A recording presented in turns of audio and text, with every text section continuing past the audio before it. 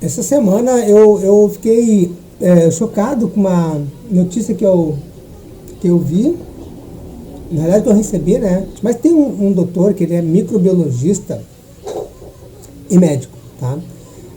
E esse cara, ele deu uma entrevista no dia 16 de maio, agora de 2021, para um canal da internet, né, que é de um jornal. E aí, rapidamente, resumindo o que ele falou, tá?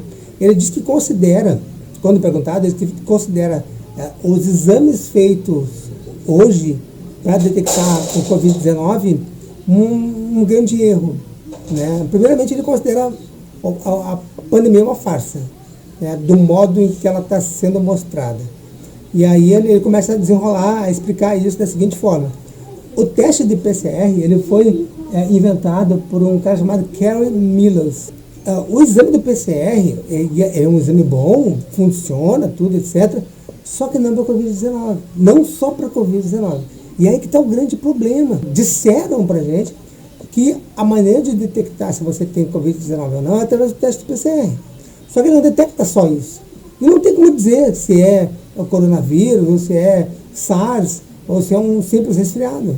Não tem como dizer. Se você está resfriado, ou se você tem um outro problema qualquer que envolve um coronavírus que não seja o 19, que não seja tão letal quanto esse, ou tão preocupante quanto esse, você é diagnosticado como se tivesse o Covid-19. Porque o teste PCR dando positivo, né, que esse PCR aí vem do Polymerase Chain Reaction, que esse cara, o Milos, descobriu, né? E aí, se dá positivo, está com Covid-19. Mas não, tu pode estar com resfriado. Tu pode estar com SARS, né? Tu pode estar com SARS-CoV-2, tá? Tu pode estar com qualquer outro corona que não seja este específico, que está causando tanto estrago, né? E aí tu é colocado numa aula onde tem um monte de gente que tem o Covid-19. E, consequentemente, tu vai se contaminar com isso, né? É uma das coisas que pode acontecer. A outra coisa que pode acontecer, como ele não tem uma eficiência específica para a Covid-19, é um falso positivo, tá? Ou um falso negativo. Por quê? Porque para esse exame funcionar, o PCR, tu precisa ter uma amostra daquele comportamento viral. Com essa amostra você calibra o exame do PCR e a partir disso você consegue estipular quantos ciclos o exame precisa correr, enfim, para poder diagnosticar. Você tem a doença, você não tem o vírus ou não tem o vírus. Só que para a Covid-19 não se tem isso. Ele apareceu assim e vamos usar o PCR para detectar. Só que não. Você não tem como calibrar, não tem como saber se é Covid-19. Então, se a pessoa tem um resfriado, está ferrado, tá? Você pode ser diagnosticado com e dar um sério problema, porque você vai ser colocado numa aula onde está todo mundo com o Covid. E aí você se ferrou, porque daí se você não tem, você acaba tendo. Tá? Esse é o primeiro ponto. Segundo ponto, que é o mais crítico que eu achei, é o seguinte. Quando você... minha filha está querendo aparecer no vídeo, mas tudo bem, não tem como tirar isso. Quando você vai aplicar a vacina, o que você faz? Você utiliza a vacina. Então, quando você... a questão da vacina que eu estava falando, né? Não só a questão do teste é um problema, como a vacina em si. Porque o que é a vacina? A vacina, ela tem uma modificação, as vacinas modernas, né, como é essa para o coronavírus, da Pfizer, da Janssen, da Johnson, Coronavac, AstraZeneca, elas são vacinas tratadas geneticamente, tá? E aí ele explica como é que eram as vacinas antes. As vacinas antes, ele explica que tem o vírus e tem a maçaneta da porta que o vírus pega para abrir, para entrar nas nossas células. E aí, as vacinas antigamente, elas colocam lá o vírus morto, né? O organismo, ou inativo, enfim, o organismo detecta aquilo ali, gera anticorpos, vai ali e pega aquele vírus antes dele abrir a maçaneta. É assim que funcionava. Essas vacinas modernas não trabalham assim, elas mexem na estrutura genética do vírus, que é injetado na gente, né, para fazer essa inibição de mexer nessa maçaneta para poder entrar nas células, né? E aí que está o problema, que quando você coloca aquilo, mesmo sendo intramuscular, vai para o linfa, mas em um determinado momento também cai na corrente sanguínea. Caindo na corrente sanguínea, acontece uma alteração genética das células que revestem os vasos sanguíneos. E aí, com o tempo, há uma perfuração desse vaso, e esse gene modificado, né, essa quantidade grande de genes modificados, entra na corrente sanguínea. Só que quando eles chegam lá, quando eles entram na corrente sanguínea, tem lá as plaquetas no sangue, tem os glóbulos brancos, os glóbulos vermelhos. As plaquetas estão lá circulando e se deparam com aquele gene. Aí elas são ativadas. E a partir do momento que a plaqueta é ativada, o que faz a plaqueta? Coagula no sangue. E aí começa um processo de coagulação do sangue, porque é detectado que tem aquela alteração ali, o organismo acaba se atacando, acaba tornando um problema autoimune. Porque todo o teu organismo, onde tiver sangue no teu corpo, todo o organismo recebe sangue. Coração, cabeça, tudo, tecidos. E aí, onde chega este sangue com esse gene modificado e essas plaquetas são ativadas, começa um processo de coagulação. Tá? E aí, imagina um coágulo dentro da corrente sanguínea. Tem um coágulo lá na perna, a pessoa que já tem, é claro, se a pessoa tiver uma propensão maior, essa pessoa vai ser altamente prejudicada.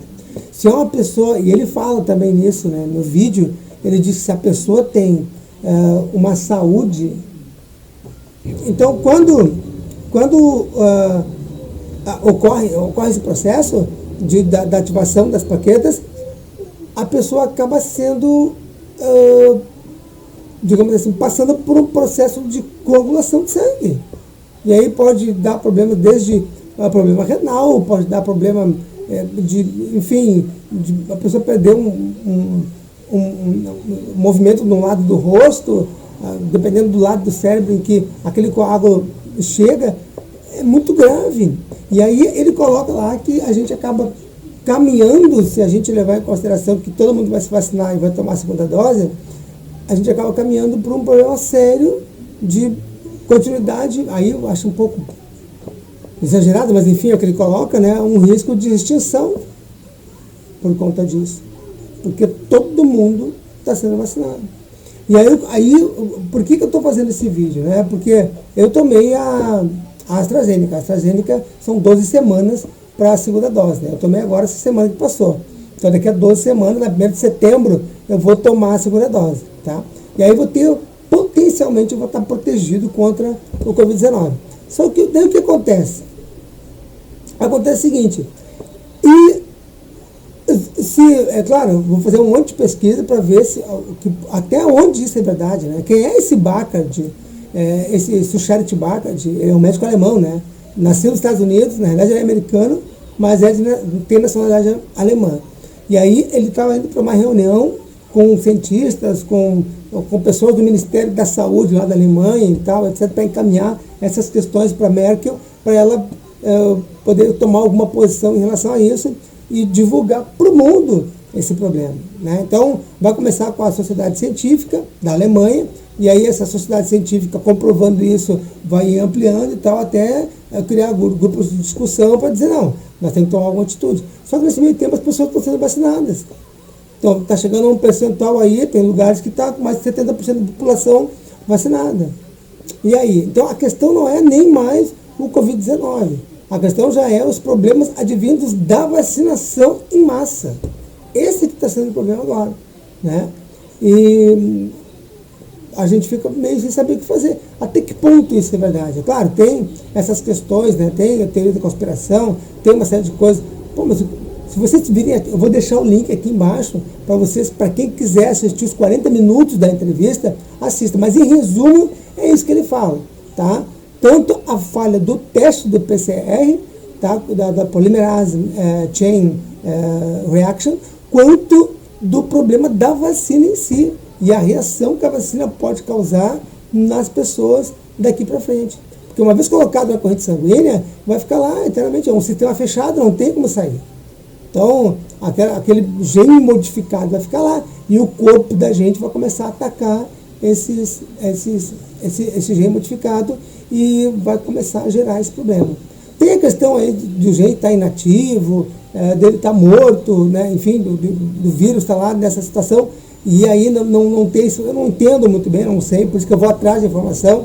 Realmente é isso, né? E se realmente está morto e se está inativo, como é que o nosso organismo identifica que está esse corpo estranho lá, né? Então, é complicado, né? Não sou médico, não sou pesquisador, mas sou um cara muito preocupado, porque eu tenho um filho de 13 para vacinar, quando chegar a idade dele, e uma filha de 4, e eu mesmo para a segunda dose.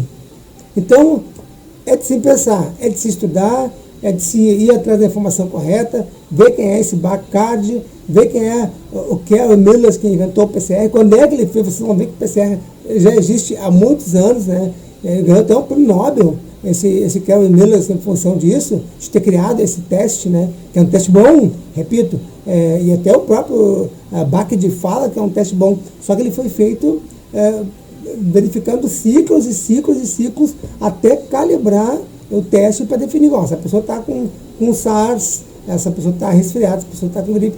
Agora, não foi feito isso para Covid. Então, se a pessoa está com Covid ou está com resfriado, para o PCR é a mesma coisa. Você vai dar positivo, tá?